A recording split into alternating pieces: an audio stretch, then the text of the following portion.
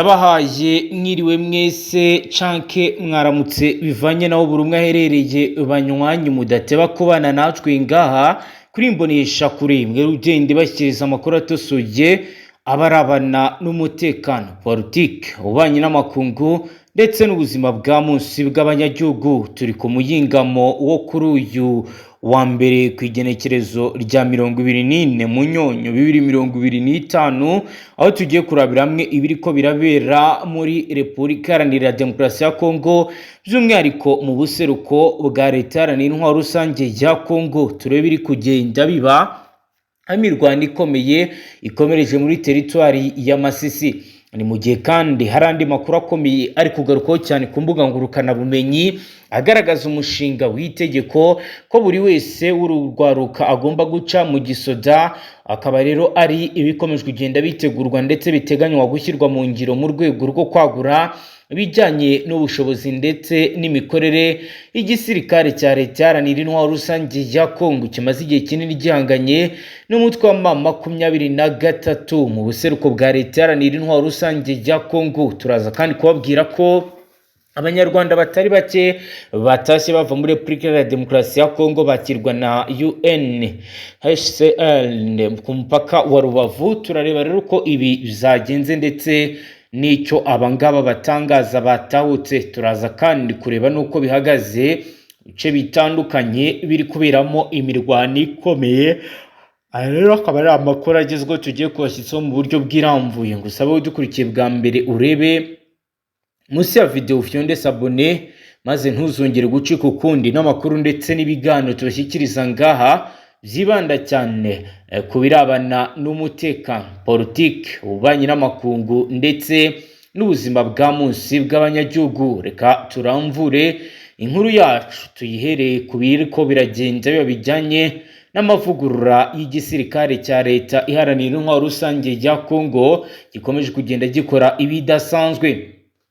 Uko rero amakuru adushyikira ngaha bisigura, inteko nshingamategeko ya Repubulika Iharanira Demokarasi ya Kongo yemeje ishingiro ry'umushinga wo kugira ngo kugira itegeko ko buri wese w'urwaruka agomba gukora igisirikare akaba rero ari ibintu bigomba kuba byashyirwa mu bikorwa nk'uko bivugwa na radio na televiziyo y'igihugu RTNC.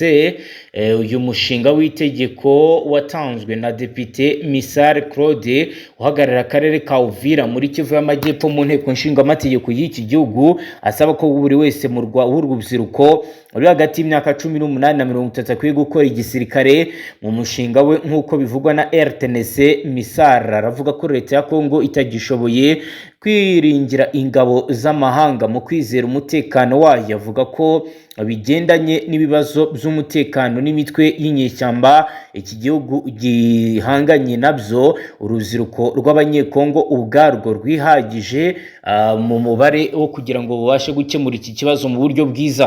Mu buseruko bwa leta iharanira intwaro rusange ya Kongo, leta ya Kongo iri mu ntambara n'umutwe w'inyeshyamba wa AVIS kandi ihanganye n'ibibazo by'umutekano muke biterwa n'indi mitwe nka ADF NARO n'indi itandukanye. Kinshasa yagiye igaragaza inzira nyinshi zo kugerageza guhangana n'ibi bibazo, muri izo harimo kongera ingabo ubushobozi no kongera umubare wazo. Muri 2022 igisirikare cyinjije abasirikare bashya barenga 10,000. Muri 2023 Perezida Kisekedi yinjije mu gisirikare urubyiruko rushya rugera kuri 31 nk'uko bizatangajwe n'igisirikare. Ingengo y'imari y'igisirikare nayo yagiye yongerwa buri mwaka kuva M23 ndetse na FRDC batangira imirwano. Ku wa gatanu abadepite b'inteko nshingamategeko bagiye impaka kuri uyu mushinga w'itegeko wa mugenzi wabo Claude Misare. Bamwe barawushyigikira abandi barawunenga. Misare abamushyigikiye bavugaga ko urwaruka nirujya mu gisoda bizongera inguvu igisirikare kandi ko bizafasha igihugu kunga ubumwe, aho amoko yose y'abaturage ba Kongo azagera abantu mu gisirikare bikagabanya ironda koko ndetse n'ironda karere n'imvugo z'inzangano nkuko RTNC bisubiramo wo ku ruhande rw'ababivugaho rumwe.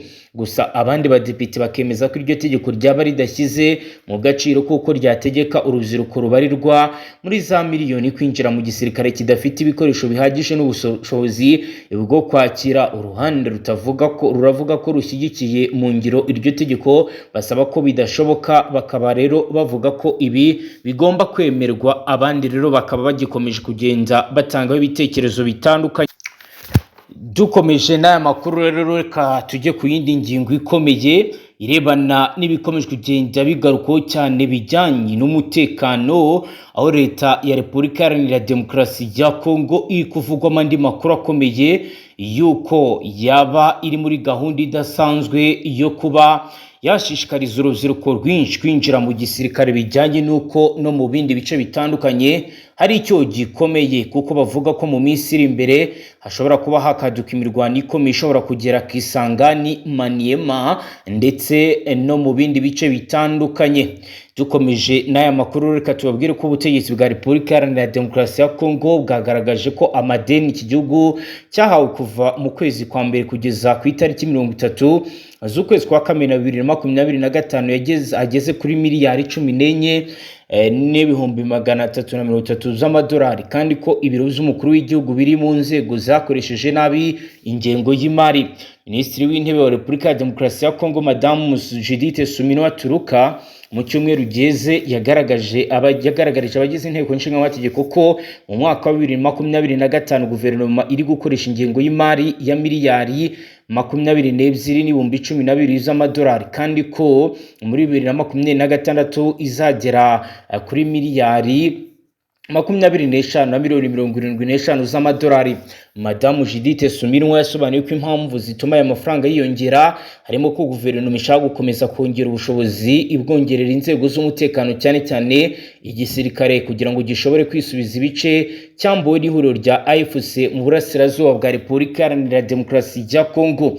Nubwo Suminwa avuga atya, biragaragara ko hari izindi nzego nkuru za leta ya Kongo zikogota cyane aya mafaranga, nkuko ibiro by'umukuru w'igihugu zakoresheje miliyoni 96 z'amadolari mu kwezi kwa mbere kugeza ku itariki 29 z'ukwezi kwa 9. Byitezwe ko umwaka uzarangira ibiro bya perezida bikoresheje arenga cyane miliyari 1 y'amadolari, mu gihe rero byari biteganyirijwe miliyoni 416 z'amadolari mu mwaka wose. Mu madeni leta ya Kongo yafashe muri uyu mwaka harimo miliyari 8 na miliyoni 839 z'amadolari zaturutse hanze mu miryango mpuzamahanga nk'umuryango mpuzamahanga w'iterambere IDI, ikigega mpuzamahanga cy'imari MF, banki nyafurika itsura amajyambere BAD n'ibihugu n'izindi miliyari 5 na miliyoni 432 z'amadolari zaturutse imbere mu gihugu. Biragaragara kandi biremezwa kuva muri 2021 amadeni Repubulika ya Demokarasi ya Kongo ifata akomeje kwiyongera cyane, kuko muri uwo mwaka yahari miliyari 7 na miliyoni 39 z'amadolari agera kuri miliyari 9 na miliyoni 49 mu mwaka wa 2022, mu gihe muri 2023 agera kuri miliyari 10 na miliyoni 55, mu gihe agera kuri miliyari 13 na miliyoni 13 z'amadolari zari muri 2024, nkuko biri kugenda bigaragara. MF iragaragaza ko ubukungu bwa Repubulika ya Demokarasi ya Kongo bushobora gukomeza kujya habi, ikomeza gusaba amadini menshi bitewe n'uko amafaranga yinjira mu kigega cya leta akiri make no kuba ubucuruzi bw'ibyoroherezwa mu mahanga butagenda neza. Ibiro biri mu rwego rwagaragaje ko mu byagabanya ibibazo by'ubukungu bishegesha leta Iharanira Rusange ya Kongo harimo gukoresha ingengo y'imari nk'uko byateganyijwe, imisoro n'amahoro bikusanywa byose bigashyirwa mu kigega cy'igihugu kugira ngo bizifashishwe mu ngengo y'imari, nk'uko rero biri kugenda bigaragara. Kugeza ubu rero amakuru akomeye akomeje kugenda agaragaza ihungabana ry'umutekano mu bindi bice, aho bikomeje kugenda biba bibi cyane, ndetse bamwe bakaba bakomeje kugenda bava mu byabo, bakanavuga rero ko nubwo amafaranga akoreshwa ariko abaturage mu by'ukuri badatekanye kuko bari mu bibazo bikomeye, nk'uko rero benshi babigaragaza. dukomeje n'aya makuru reka tujye ku nkuru rero iri kuvugwa aho rero bamwe mu banyarwanda batashye abanyarwanda batari bake rero batashye bava muri Repubulika ya Demokarasi ya Kongo bakirwa na HCR ku mupaka wa Rubavu mu gitondo cyo kuri uyu wa mbere. Abandi banyarwanda 219 bari bamaze igihe baba nk'impunzi muri Repubulika ya Demokarasi ya Kongo batahutse ku bushake bwabo bakomeza ubuzima mu gihugu cyabo. Aba baturage bakiriwe ku mupaka wa La Croniche mu karere ka Rubavu bahise bahabwa ubufasha bw'ibanze burimo ibiribwa na serivisi z'ubuvuzi ndetse n'ubujyanama mu rwego rwo kubafasha kwinjira mu gihugu umutekano n'ituze. Mu butumwa bakiranwe urugwiro harimo umuyobozi w'ishami rya Loni ryita ku mpunzi mu Rwanda Luti Sharaf waru hari kugira ngo abashe kuba yashimangira ko impunzi zitahutse zishyirwa mu maboko meza kandi ko inzego mpuzamahanga zifatanya na leta y'u Rwanda mu kubohereza. UNHCR yatangaje ko iki gikorwa cyo kwakira abatahuka gikomeje mu mucyo no ku bufatanye n'inzego zombi z'igihugu. Mu gihe rero abatahutse bishimira ko bagiye gutangira ubuzima bushya mu rwababyaye. Kuri ubu ubuyobozi bw'ishami rishinzwe abinjira n'abasohoka bamwe na mu kigo cy'igihugu gishinzwe ishyirwaho ry'abatashye Midmar kiracyakora igenzura ryabo bagarutse mbere yo kubashyira mu bigo by'agateganyo bagahabwa ubufasha bukurikiraho. Abaturage baje bakurikira indi miryango myinshi imaze iminsi isubiye mu Rwanda mu gihe umutekano ukomeje gufata indi ntera uba mubi cyane mu burasirazuba bwa Kongo. Ibiro ni biri kuba mu gihe ni kuri uyu wa mbere ku itariki ya 24 kwezi kwa 11 2025 amatsinda yo mu bice bya Wariyo Yungu Osoba Nyungu na Warikare hazindukiye imirwano ikomeye. Imitwe ya AFS ikomeje gusunika imirongo ya gisirikare frontline yinjira mu gace ka Warikare nyuma yo gufata Buhimba. Ku munsi weje imirwano y'uyu munsi yagaragaye nk'iyikirenga igizwe n'amasasu menshi gukoresha terari ndetse na reconnaissance drone ndetse no mu bindi bice akaba yakomeje kugenda hagaragara imyiteguro ikomeye. Aho rero muri iki gitondo cyo kuri uyu wa mbere ku isi ya 11:35 abaturage bo mu duce twitwa Kalenge, ayitwa Ruhanda, ayitwa Buhimba n'ayitwa Kimiya bakomeje kugenda bumva urusasu uruvuza ubuhuha cyane heavy gun fire. Abaturage babonye indege nto za reconnaissance ndetse n'imirambo ikomeje kugenda igaragara mu misozi yitwa Buhimba aho AFC yari maze isaha izindutse ishyira imirongo mishya yo kurinda ibizwi nka defensive positions nyuma yo kurasa gutwika ibirindiro by'ingabo za leta FARDC n'abarwanyi ba Wazalendo bari bakomeje kugira ibirindiro muri ibi bice nyuma y'imirwano yabaye. Mu gihe rero mu iki gice kiri mu bikomeye kuko Buhimba yarizwi rero nk'agace ka nyuma sa dernier vero igafasha Warikare imbere bikaba bivuze ko M23 ubu ibonye corridor militarisé iri buze kubahuza n'ayitwa Kimiya, Ntoto, Ngoro, Karete, Musenge ndetse n'ahandi hafite agaciro gakomeye ku rwego rwo kugenzura imihanda. Nyuma y'ifatwa ry'amahanga Kibanda hagakurikiraho Buhimba ku cyumweru ku itariki ya 23 z'uku kwezi. Amakuru yageraga ku nzego z'umutekano z'Iwarikare yerekanaga ko AFC iri gukora regrouping ndetse na redeployment y'abasirikare bayo benshi harimo unité de abasirikare b'intyoza section de jeune militaire bategura bijyanye n'inzira ndetse n'ibirindiro drone de surveillance zo ku rwego rwo hejuru ndetse na platoon z'imbunda ziremereye nka Mortier 92 mm ndetse na 120 mm ndetse na infantry mécanisée. Ku isi ya 11 z'ijoro ku cyumweru abaturage bo mu gace kayitwa Marembe babonye imodoka za gisirikare pick-up militaire zitwaye abasirikare n'imbunda nini zerekeza mu gace ka Ntoto. Ibintu byose byerekana ko AFC ifite umugambi wo gukomeza kuba wafata ibindi bice. Ku isi ya 10:57 imirwano yo kuwa mbere yari itangiye nyuma y'aho FARDC n'inyeshyamba za Wazalendo bari bamaze gushyiraho ambushes ku mihanda yinjira Buhimba bategereje ko AFC ishobora kugerageza kwambuka no gutera agace kahitwa Kumuya ku isaha saa 11:32 nkuko twabibabwiye. Bikaba rero bizari bizarangiye imirwano ibanzi beri ku misozi yitwa Kalenge nayitwa Ruhando, aho AFC yakoresheje tactique de contournement yo kwigarurira mu duce dutandukanye tugenzurwa n'igisirikare cya leta. AFC rero imaze kugera hitwa Buhimba ku cyumweru iherekeza ibikoresho n'imfu ndetse ikutangira intambara mu rwego rwa logistique, ishyira command avance hafi n'umugezi wa Akobo, igabanya kandi nite zayo mu matsinda mato small tactical units, itegura imirongo ya defensive positioning mu misozi ihana imbibi nayitwa ku Kimuya, ishyiraho kandi reconnaissance drone hejuru y'ibirindiro bya FARDC. Ibi byose byakozwe mu masaha atarenga 18 uhereye kwifatwa ryitwa Buhimba. N'ubu rero hari amakuru avuga ko AFC yohereje kompanyi 3 z'aba infantry de section za mobile artillerie unité de jeunes zishinzwe kurasa no guca inzira mu mashyamba yahitwa Waliyo Yungu. Hari kandi platoon zifite FDM, PKM, RPG7 ndetse na mortieri 90 mm. Aha rero niho havuye imbarutso y'intambara yo mu gitondo cyo kuri uyu wa mbere, nubwo rero ingabo za FARDC n'abarwanyi b'Abazalendo bari bamaze kwigira inyuma berekeza Karenge nayitwa Ruhando. Ntabwo bashatse kwicara ubusa. Mu ijoro ryo ku cyumweru bakoze ibi, bashyizeho fire support points aho bashyira machine gun za PKM na mag RPG ndetse na mortier mu buryo bwo gufasha abambere nkuko rero bigaragara. Ku nzira ebyiri zibanze AFC ishobora gukoresha axe Buhimba Kimya, axe Buhimba Ruhando. Aha rero hakoreshejwe binoculars n'imbunda zifite telescope nkuko rero bigaragara, bagashaka kugenzura corridor kugira ngo birinde insacrement. Ibi byose byari byakozwe mu buryo bwihuse ariko bitatomoye neza kubera ko bari bavuye mu mirwano.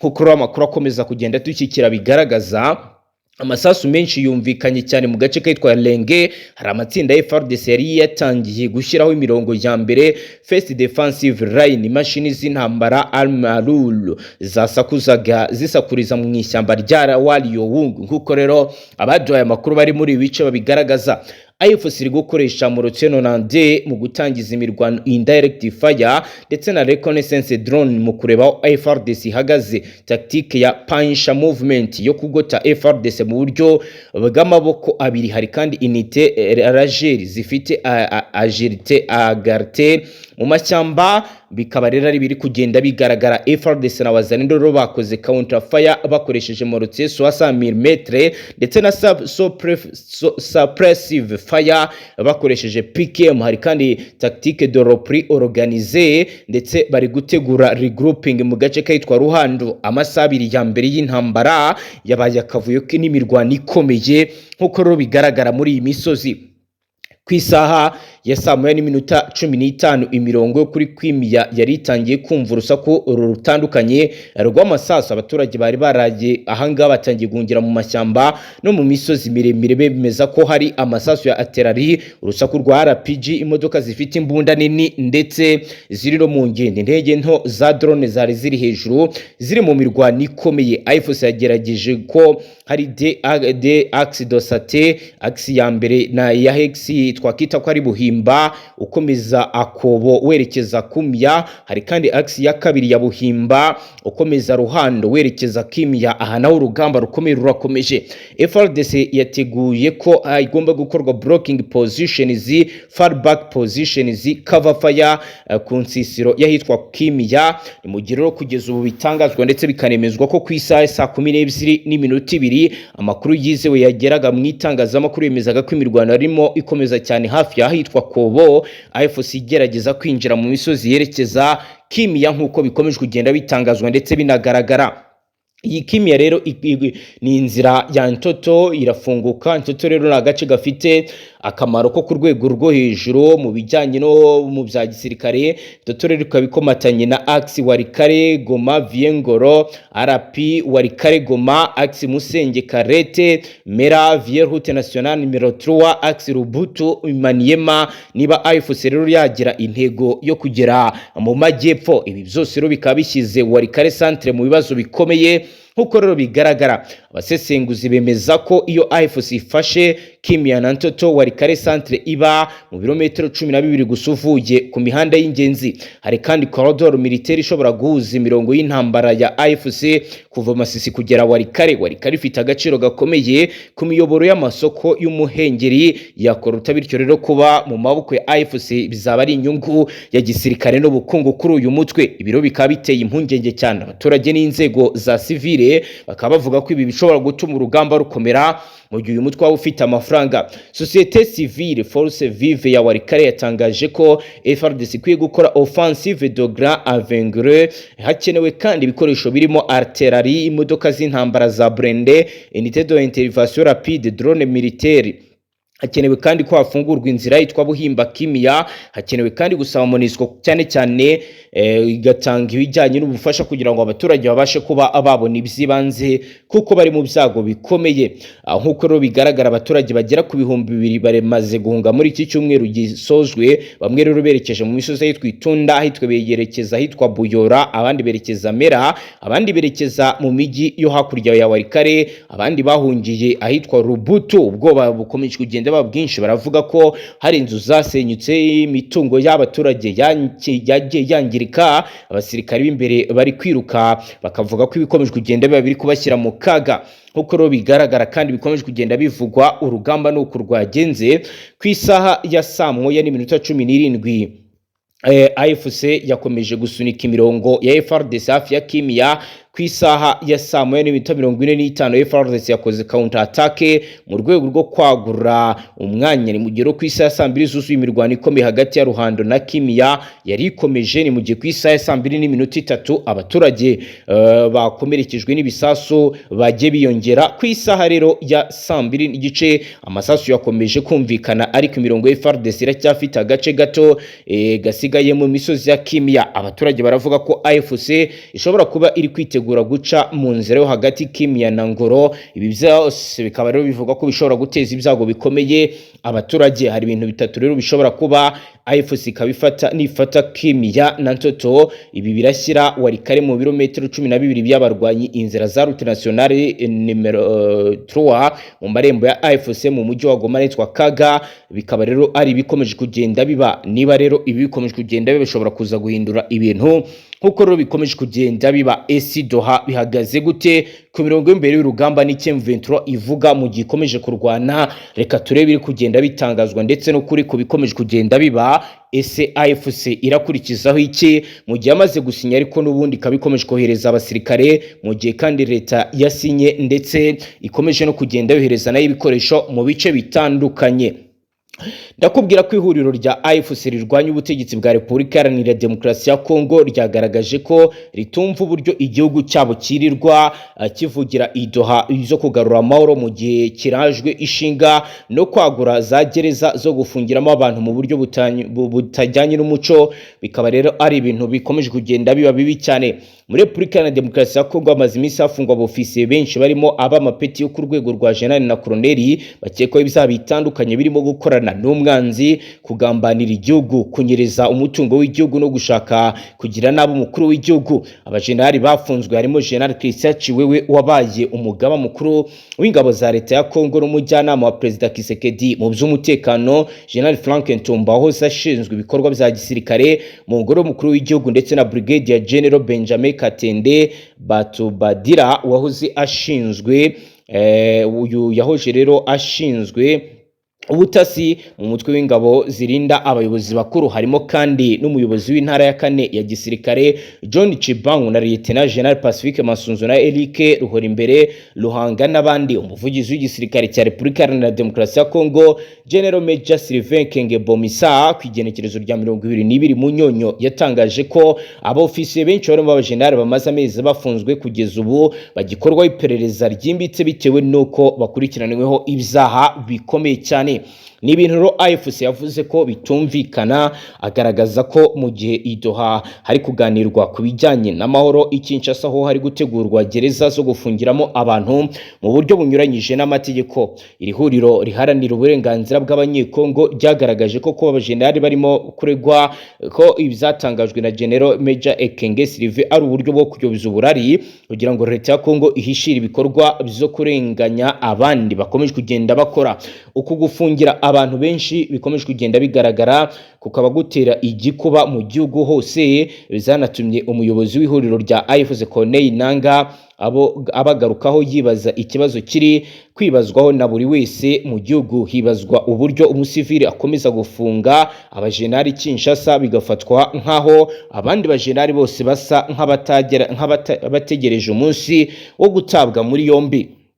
AFC yabigaragaje ko itangazo rya FRDC rigaragaza ko hari ibitagenda neza ndetse ko ubutegetsi bwa Repubulika ya Demokarasi ya Kongo bujegajega.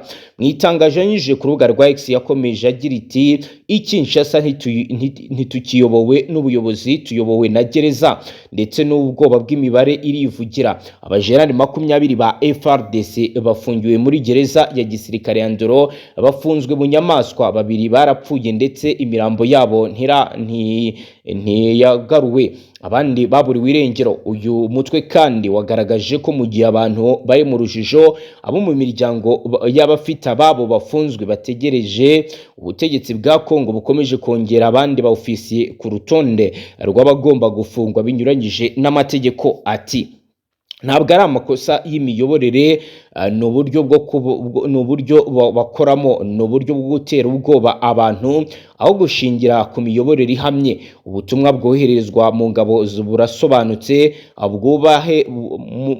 bwubahe muruce murumire ndetse musengere, ntimube ari mwe mukurikira idoha tuhavugira ibijyanye n'amahoro Kinshasa bakavugira igitugu.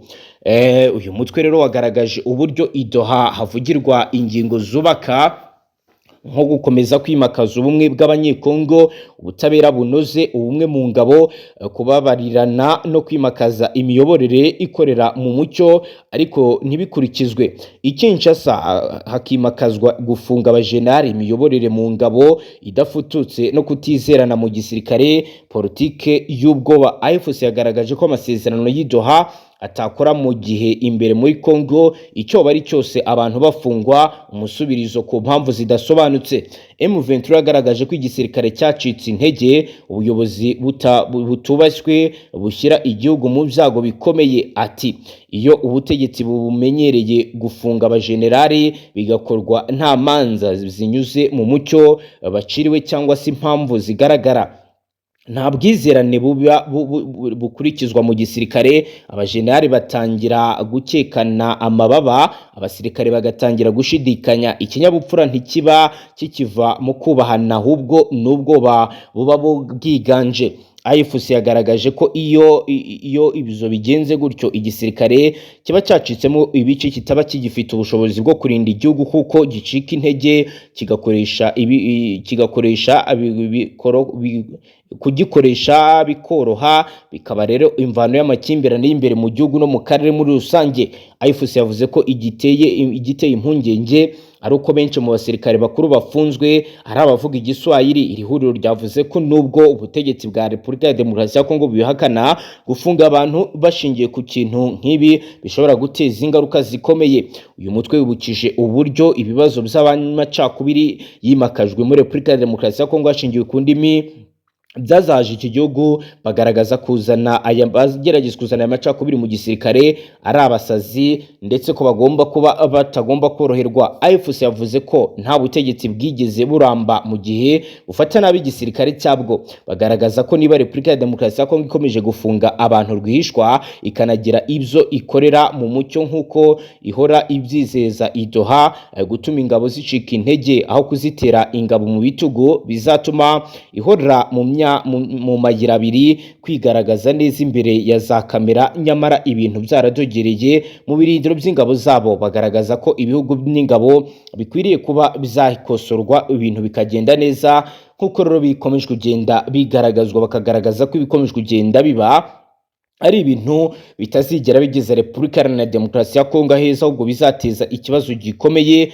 nk'uko rero bigaragara. Hagati aho rero andi makuru akomeye, ambasaderi w'u Rwanda mu muryango w'abibumbye Martin Ngoga yagaragajwe FDLR ari ryo pfundo ry'ibibazo bihangayikishije u Rwanda n'akarere, bityo ko ibindi bibazo inama ya Loni ishingiraho bihabanye n'ibitezwa n'uyu mutwe bizaba ari gushakira amata ku kimasa. Mu kiganiro One on One Nation cyabereye New York muri Leta Zunze Ubumwe za Amerika, Ngoga yagarutse ku bibazo by'umutekano muke bizabaye karande mu karere k'ibiyaga bigari, bikaba mu maso y'ingabo za Loni zihora zigamba ko zizagarura amahoro, nyamara hari ubwo ziba zitiza umurindi ibi bibazo. Ngoga yibukije uburyo mu mwaka w'1994 Loni yatereranye u Rwanda jenoside yakorewe abatutsi, ikaba irebera n'uburyo jenoside yatangiye izi ngabo zikazinga utwangushye, kandi ubwo zari zikenewe ngo zibashe kurokora abicwaga. Ati Loni yagize uruhare binyuze mu byemezo yafashe kugira ngo abagize uruhare muri jenoside bahunge. Ngoga yavuze ko Loni yakunze kuba imbarutso mu guhashya abagize uruhare muri jenoside yakorewe abatutsi bahungiye mu burasirazuba bwa Kongo, bigatuma ibikorwa by'ubugizi bwa nabi bikomeza. Ati uyu mutwe w'abakoze jenoside wakorewe abatutsi wakomeje kwiyubaka, kwiyungayunga, kuzamura ubushobozi mu bijyanye n'intwaro zo gutera u Rwanda uko ibihe byagiye bisimburana. FDLR yavutse mu mwaka wa 2000 ishibutse kuri Arire. Abayishinze n'abahuze mu mutwe w'interahamwe abagize uruhare muri jenoside yakorewe abatutsi mu 1994. Ingabo zatsinzwe za Xifare na zimwe mu mpunzi z'abanyarwanda bahungiye muri Kongo. FDLR yavutse mu bihe Loni yari imaze igihe gito yohereje ingabo mu butumwa bwo kugarura amahoro mu burasirazuba bwa Kongo, cyazahajwe n'intambara zigamije guhangana n'imitwe yitwaje intwaro ibarizwa muri iki gihugu.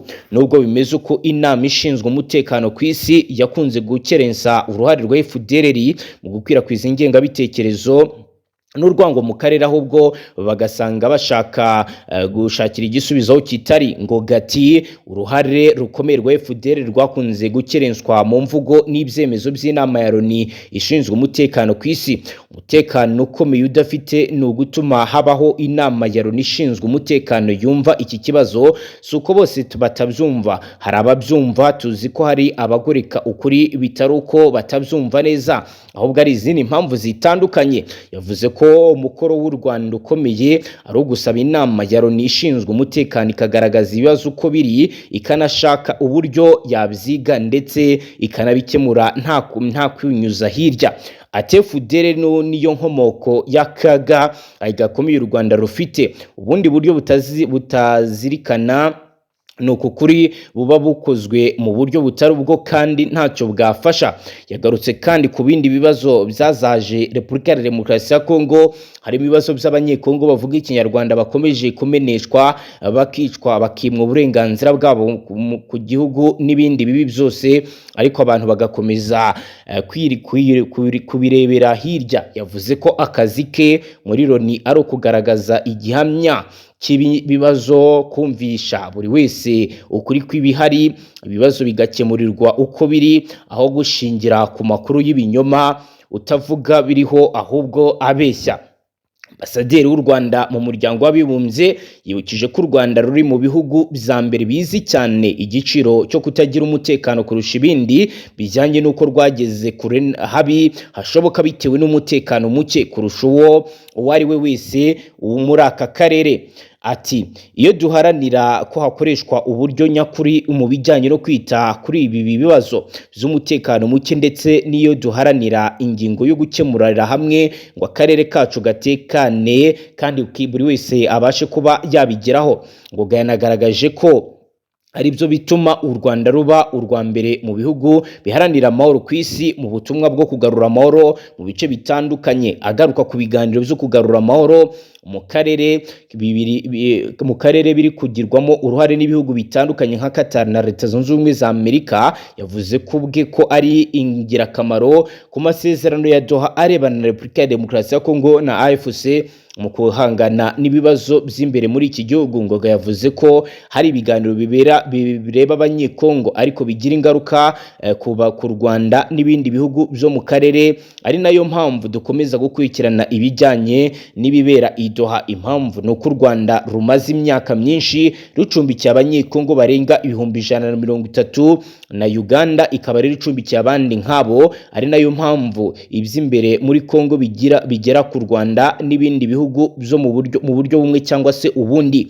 Ubwo yavuze ko aya ari amahame yo gutuma ibyemezo bifatirwa mu biganiro bishyirwa mu bikorwa, agaragaza ko u Rwanda narwo rurajwe ishinga no gutanga uruhare rwarwo mu kugira ngo aya mahame yo kugarura amahoro arambye mu karere abyazwa umusaruro. Ati nta terambere ryabaho nta mutekano urambye uhari, nta mahoro yabaho nta butabera, ibyo byose birajyana. Akaba ari ibyo yatangaje mu gihe urugamba mu burasirazuba bwa Kongo rwo rukomeje. Ni mu gihe rero kandi mu yandi makuru akomeye yagiye hanze agaragaza ibijyanye n'ibiri kugenda biba, aho rero raporo yitwa Journaliste en danger jeudi ya 2025 yagaragaje ko ubuzima bw'abanyamakuru bo muri Repubulika Iharanira Demokarasi ya Kongo buri mu kaga, kuko kuva muri 2019 hamaze kwicwa abantu 12. Iyi raporo yasohotse ku itariki ya 22 z'ukwezi kwa 12 na 2025 iragaragaza ko hagati ya 2001 na 2018 abanyamakuru 15 bishwe, naho 2 baburirwa irengero ku butegetsi bwa Kabila. Ku butegetsi bwa Kisekedi kuva muri 2019 kugeza